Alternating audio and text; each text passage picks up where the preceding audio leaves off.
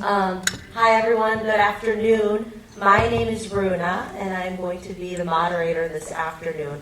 Every year that I do this is not my first time, I am thrilled at seeing South Asians on the screen, seeing so many people in the audience, and just sharing the perfect way to spend a rainy afternoon together. So we're going to get started here. I have some questions for our panel, and then I definitely want all of you in the audience to ask some questions and participate too. So start thinking of your questions. How about, is your microphone working? Okay, good. Just tell us a little bit about yourselves and we will have everyone speak for a moment. Hi everyone, my name is Shivani Shah. I am the writer and director of Man Up, which was the short film for those who caught it.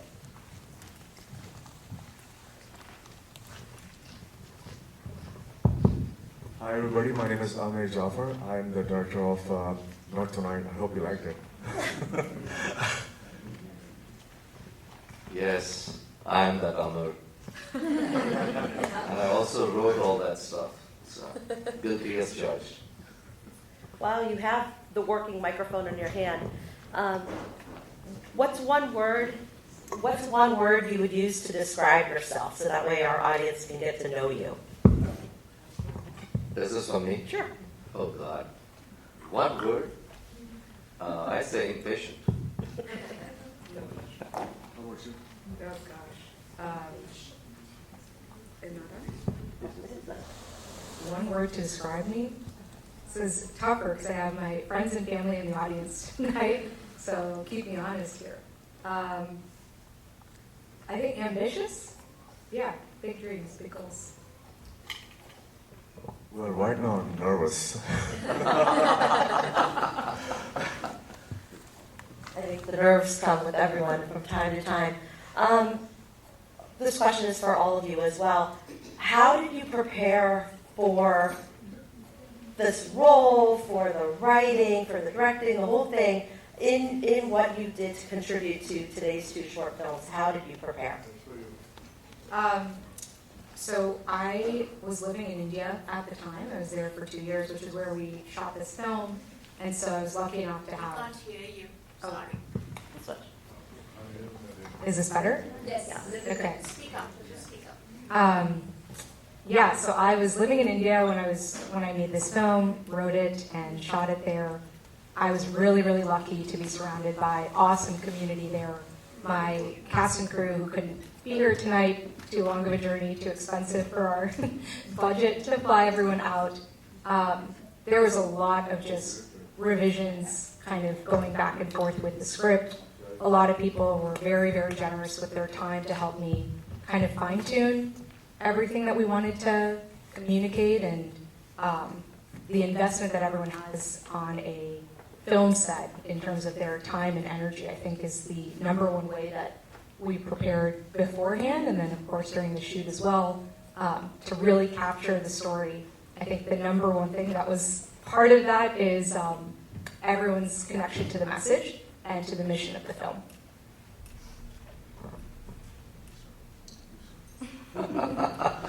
Well, how does one prepare for this? For me, it was, I guess, at two different levels. And I would rather you tell them how it's all started, but well, since Amir is here... His story's better. It's the same story. So, this was Amir's idea that we make a film together, and I've had the good fortune of working with him over a number of projects. So, like I like to say, we were noodling over noodles at a Chinese restaurant when this idea came up, and after that, I got down to writing it, and we can talk about that at length, and then of course the preparation as an actor, that was a separate phase. But unless you really want me to go into it, perhaps Amir, you'd like to say a few words. Well, there's several things that goes into making a film like this. Especially this was inspired by, I know a lot of young people in the audience, you may not even remember, Who Was Afraid of Virginia Woolf? Anybody knows that play? Yeah. Okay, there are a few people, thank God. So basically that was an inspiration for that, but of course we wanted to bring in our culture into it. And what Puneet brilliantly did is that he brought in that interracial relationship aspect to it, which kind of like took it to a different level. For me as a director, the challenging parts were the conflict scenes, the physical stuff, you know. And we had to have a lot of talks about it between the actors, how we're going to execute it. We did some rehearsals, but still when you're on the set, when you're actually doing it, it's a different thing. No matter how much you have rehearsed beforehand, it's like in the moment you got to figure it out how you're going to execute that. So that was always like nerve-wracking for me, like, okay, I hope the actors don't hurt themselves, okay, I hope it comes across as real. Yeah, I take issue with that. What do you mean actors don't hurt themselves? The only person getting hurt there was me. I imagine it's interesting to rehearse a fight scene. I have little kids, so I feel like every day with them at some point is a fight scene. So, you know, watching it on the screen and, you know, talking about the preparation is always interesting. Tell us something that we don't know in seeing the two films. Shivani, go ahead. Can you hear me? Okay. I think the film was supposed to be maybe like twice as long as it is. And we had a big set of challenges on set, kind of like you were saying, you can never really predict what happens. And so something that maybe everyone didn't get to see is that there were actors who had, like the party scene that you all saw was a full scene. But in this, it's kind of just a montage. We had to actually make cuts because we were having so many issues with sound and you know, indie filmmaking. Everyone's doing a little bit of everything, so it can get a little overwhelming or confusing. One of the crew members, he himself is an actor, and he wanted to be in front of the camera so bad that when he was holding the boom, he was so invested in the scene that the mic just was in every shot. So we had to cut a lot of that. And how do you still tell a story with the footage that you do have that's usable? And you know, luckily, I think that everything worked out. I'm really proud of what we made. But a lot of things like that, as a first-time filmmaker, you're just not expecting. You don't even know that it's something you need to watch out for. So yeah, that's something that's not in there. Well, I have to, you know, recount that story, and you can stop me if it's inappropriate. But what the heck? After this movie, what is inappropriate, right? Well, we were in the middle of a very, I'd say, intense scene. And since you brought up your boom operator, the person who was operating our boom that day suddenly almost sort of collapsed. You know, his knees gave out or something happened, and it was like right in the middle of what I thought was going to be a killer take.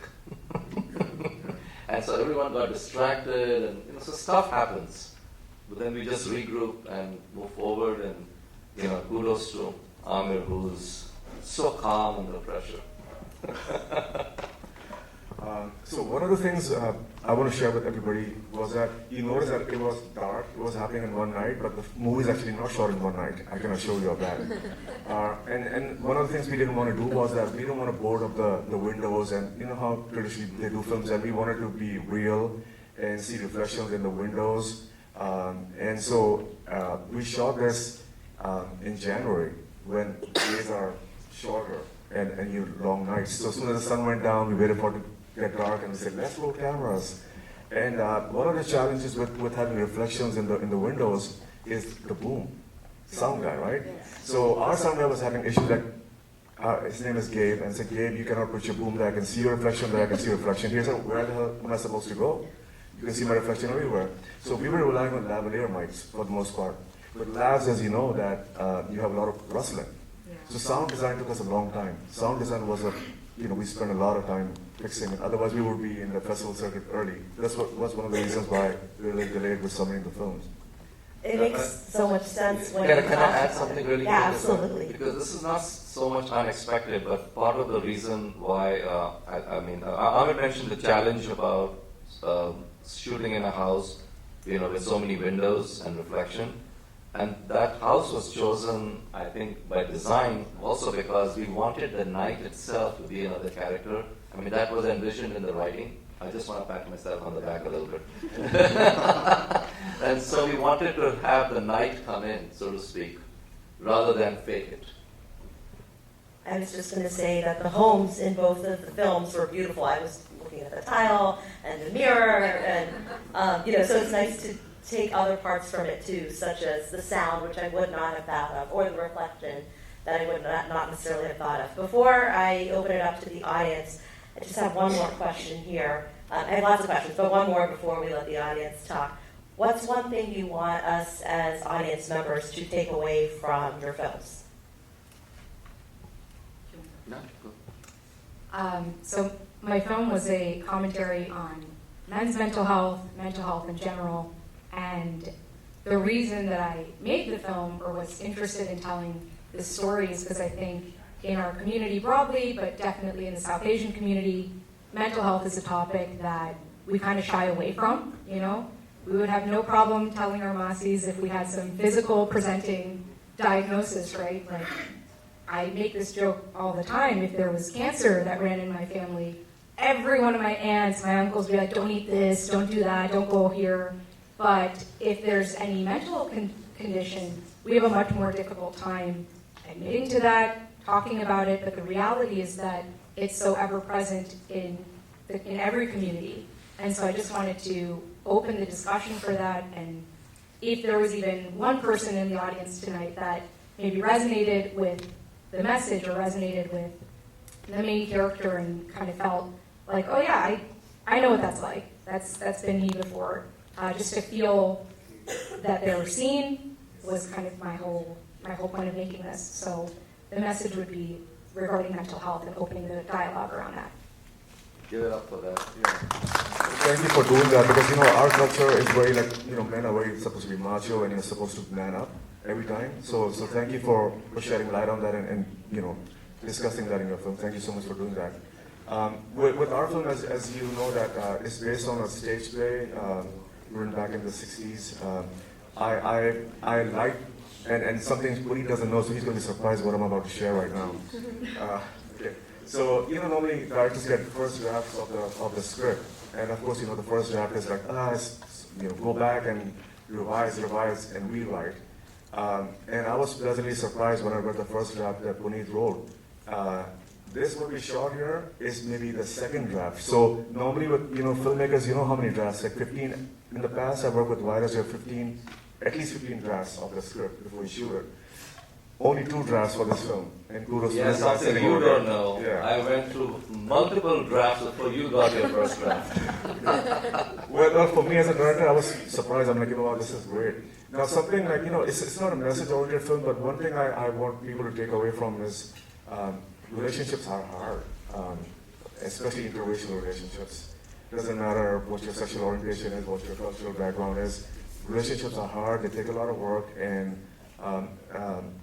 when you see people next time, couples, don't think that everything is perfect. Nobody's relationship is perfect, and there are maybe handful of people, maybe 0.001% that can claim to have a perfect relationship. And then I'll be really scared if I see somebody with a perfect relationship, to be honest. But anyways, I feel like, people are people, and it doesn't matter your cultural background. It's just people have to put in a lot of work in relationships. You have to invest a lot of time, and especially some of the folks with gray hair like mine sitting in the back, you know what I'm talking about, right? So that's basically it. What was the question again? What do you want us as audience members to take away from your film? Because I was getting a little, deep into what both these directors have said, but from my point of view as a writer, I set about to tell a story. There was no particular message that was being imparted through that. But I think for everyone who watches it, I think they will find something in it that they can hopefully relate to in a good way or a bad way. And hopefully there is a message somewhere in there. Because I think everyone needs to be on their own discovery, the journey of discovery, I should say. And that's pretty much was my take on it. Because the one thing I know for a fact, and I want to tell everyone this, that, and I said this in one other interview earlier, that you can allow your imagination to run wild, if you will, and you can go to places that may even be unrealistic. But if you can keep it real, then people are going to find something to connect with it. And the thing is, everything that you saw in this film, I am willing to bet is real. It has either happened or is likely to happen. Because when we build characters, they are from experiences. It doesn't have to be your own experience, but observed experiences, narrated experiences, experiences you've somehow felt through what people have been saying. So I would hope nobody would think that it was, of course it's all happening in one night. That might be something that happens perhaps over a course of days, but it's a movie. But that's pretty much about the only stretch in there, if you will. But even that's, I don't think that much of a stretch. A lot of things can unravel in one night. So anyway, there was no particular message. Everyone's to get their own message because it's real. Audience, questions? Yay, I'm so happy when I see hands already raised. Hi, so... oh God, it's Ankita. Yes, it's first of all, thank you, Puneet, for the invitation. I loved your film. Thank you. My question was, two questions. Number one, why did you mute, why was it a conscious decision to mute the conversation between Emily, Mike, and Amy? Not let the audience hear what they were talking about outside. And the second question was, Puneet, when you were writing this film, it's an interracial couple, yet the core message is that marriages are tough, and it's in a long marriage, like it's in a marriage that's lasted for a long time. A lot of things happen, and people drift apart. Like there's so many themes. So when you were writing this, did it ever occur to you that if you have an interracial couple, the focus will move away from the core message of marriage to something else? Like, did it occur to you? Like, was it conscious? Like, I'm just trying to understand your perspective as a writer. As a writer, I don't think that was a concern ever, that that people wouldn't focus on what's happening in the story. And by the way, you used the word message like several times in your question, so I can see the messages you've drawn from here. Thank you. Though none of that was specifically intended that way. But like I said earlier, everyone will draw their own message. Now, that was never a conscious, there was no concern on my part as a writer. The brief I had from Amir when we were noodling over noodles, as I said earlier, was that we should have a South Asian and Indian angle to it, but let's keep the story, very, we didn't want it to turn into like a desi story, if you know what I mean. Because then the focus becomes that this is what's happening in our community. And that's not that it is not happening, it is. But we wanted to bring about a slightly different focus on it. So that, again, that was not a concern. And what was the other part of your question? Muting the conversation between the three of us. Oh yes, the one about, I think, so tell me one thing. What did you think they were talking about? I sort of saw it as a confrontation, and Amy handled it very calmly, where she explained that they both were on the same page. It could have gone, in my head, it was going to go south. It was going to go like, Amy's going to get angry at Mike, going like, you love me, or like, we had a great thing going on, but it didn't go that way. So that's my impression. No, so we didn't need any dialogue. You picked it up perfectly. And the point is, in a film like this, where there's a lot of conversation between four individuals, or 3.5 really, because one individual comes in fairly late, there's always this balance between what you are going to verbally tell the audience and what they can pick up on. And if any one of you were in the masterclass yesterday, I think Alex talked about how what happens visually can often tell a lot of the story as well. So hopefully this was an example of that. Next question. Do you feel like this was, one was about mental health and the other was about relationship and marriage relationship specifically? Now, over the years I have lived, and I've lived many, many years, do you think that this work on a relationship, the amount has increased exponentially because of the greater expectations of women? Because when we were young and the previous generation, and our mother's generation, women did not expect anything. So when they did not, where ignorance is bliss, it is folly to be wise. When they didn't expect anything, things kind of worked out better, or they seemed to work out better. And when you have greater expectations, well, because our myths about the South Asian marriages and our arranged marriages, they are made in heaven. I think they are made in packs of adjusting women. And now, finally, the women have said enough is enough. Touché. And we are not adjusting anymore. So, and here it was a Western woman, a Caucasian woman with a Desi man. And even here, the equation is patriarchal. Even today, I mean, even amongst Caucasians. So let's not just put this on South Asia. But so, what do you think about that?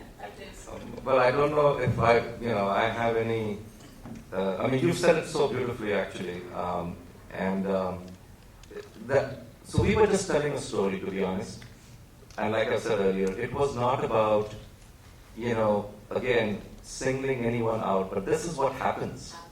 And unfortunately, as you said earlier, I mean, there's probably a disproportionate share of responsibility that women have borne in such equations, and continue to do so, I would say, in many cases. But in this case, it was simply a story, and we were not trying to make any commentary on that aspect at all. Because we were just trying to present as someone very brilliant, I think perhaps she's in the audience, told me, oh, it's just a slice of life. I mean, the husband was not there for her. I'm sorry? I said the husband was not there for her Yes. in her time of need, Agreed. in her time of miscarriage and then infertility. What a bloody loser, right?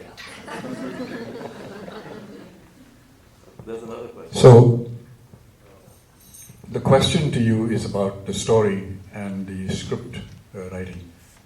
You ended the movie at some level, that the audience felt relationships could happily end. The relationship between Emily and Mike were relatively recent, so the expectation they would kind of kiss and make up and live happily ever after was conceivable.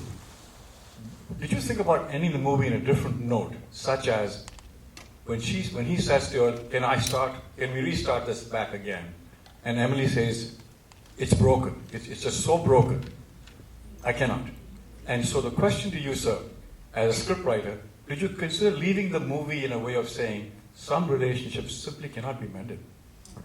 I think I've been brought up on a diet of happy Hollywood and happy Indian movies. I was like, yes, that was certainly a consideration Amir and I toyed with.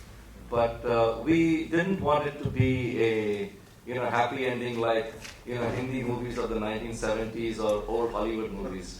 We wanted, because that would be so unrealistic, and that was not what happens. I just wanted to say that I did like the fact that you decided to end the movie by saying, she says we can talk in the morning. And she's not going to Seattle. Yeah, I've cancelled my trip to wherever she goes. Yes. And that was a very sort of a midway between what I would have thought you could have ended. But I was thinking that was a softer landing, if you will, rather than say, screw you, this is not going to happen again. But I just wondered if there was one relationship could be mendable, the other one perhaps not. Yeah, so again, we leave it up to you to how you imagine both those relationships were going to end. And I think in some ways it's a commentary on where everyone is. Sorry, go ahead. I just wanted to say something. And so the discussion Puneet and I had about the ending, we didn't want it to be a Hollywood ending, everything's perfect, hunky-dory, they'll go to Hawaii on a vacation. It could be that maybe they divorce in a month. It could be that they continue, they give it a new shot to that's more realistic. So that's why we decided to go that route. Well done. Yeah, it was well done. I just wanted to say one thing, was about the first line which you said is, there is no perfect relationship because there are no perfect people. But we make the best of it, what we have. So I thought that was great. And I like the fact at the end, the man is able to say, you know what, I'm sorry. Because most of the times you don't see that in movies. It's always the woman saying, I'm sorry, I'm sorry. So it was good to see that. Oh, what a redeeming comment. All right, so I have been asked to cap it, although I do see a couple more hands, so you never know. I'm not going to make that promise one way or the other. But I did kind of want to tie it in, talking about relationships with each other and amongst ourselves. And I was definitely touched by the one line in your film of too much but not enough was what I had scribbled down quickly in the dark. And I think that line probably applies to both films and all the characters, whether it's someone like Emily, who is also, like you said, a half the character, or whether it's a whole, as your protagonist. But I think that line was very touching, and I think it applies to all relationships within ourselves, but also with others. Anu, how are we doing? Good. We got it. So, folks, before somebody tells us we have to get out of the theater, I would invite you all to continue the conversation outside on the red carpet. Amir and I will be there in a little bit as well. But we're not done yet until, I just wanted to quickly put that in case we get cut off at the wrong time. So keep going. Yes. While you're thinking of a question, I just want to say thank you so much for attending the screening, both the films for Man Up and for our film tonight. Really appreciate it. I barely made it from San Francisco yesterday to Chicago, and I was like pleasantly surprised, and I loved it. This is my first ever visit to Chicago, by the way. I loved it. Love the people, love the vibe there. Thank you so much. Thank you for spending your Sunday afternoon here, and if Uday Agarwal is in the crowd, happy birthday. Everyone, give it up for Uday Agarwal.